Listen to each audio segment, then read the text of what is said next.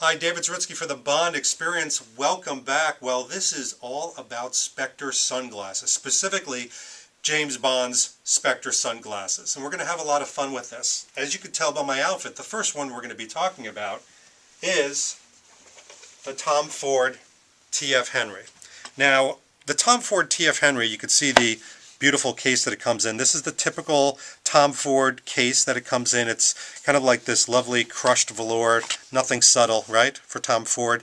Comes in this kind of wonderful box. But the Tom Ford Henrys themselves harken back to that Ray-Ban type of look. And if you remember, these are the ones that are actually seen in Tangier. Now this particular Tom Ford Henry, because there are different sizes, is a 51. There's also a 53. But if I can just take a look at this, you can see that the arms itself, it's kind of got that brown, mottled, very, very subtle, almost like a tortoise shell, but even a little bit subtle than that. It looks like the Ray-Ban Clubmasters themselves. I'm not going to stand under the harsh light. But you can see that these fit pretty well. Now, the 53s I thought would be too big on me. They would come down to my lower part of my cheeks. But in the movie itself, these pairs fit Tangier very well. He's waiting in Morocco. He's got that type of look. What do I like about the T.F. Henry? The T.F. Henrys are very light. And some of these sunglasses, even the Tom Ford ones, are very heavy. I have a very sensitive nose. They tend to weigh on me. But these are very light. I also love the gradient of the lens. The lens itself is very good. It sits nicely on the base of my skull, but also onto the side so it doesn't put too much pressure. And the nose pieces are very gentle and soft.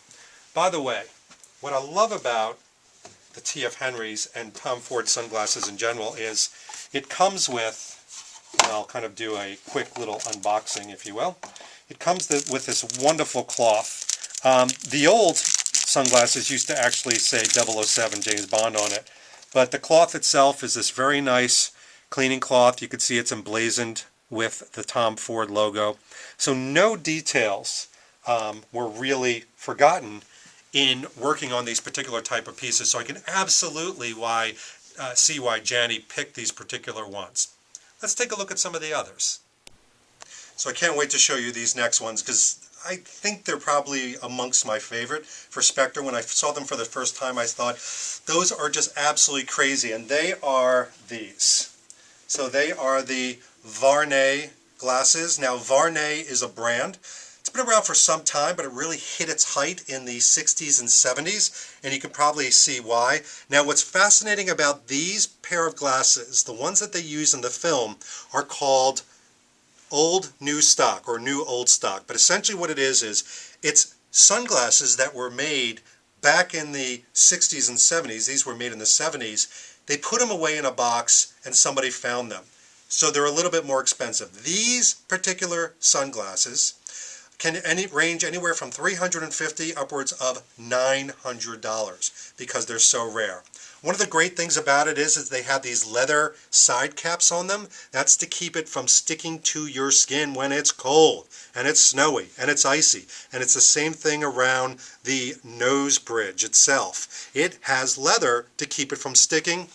It's got these wonderful kind of rubberized things that keep it around your neck and these hooks that stay on your eyes. Now, you're going to see how crazy these look on me in a second.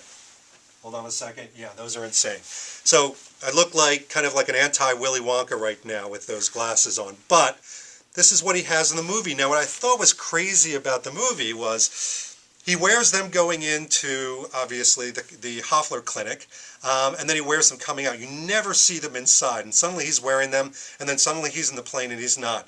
I really thought they could have highlighted these because they are really neat sunglasses, and they're very specific for snowboarding, for skiing, for doing things in the snow, because you have, again, this leather buffer here, and the ocular clarity on these are absolutely wonderful. So are they a little unusual?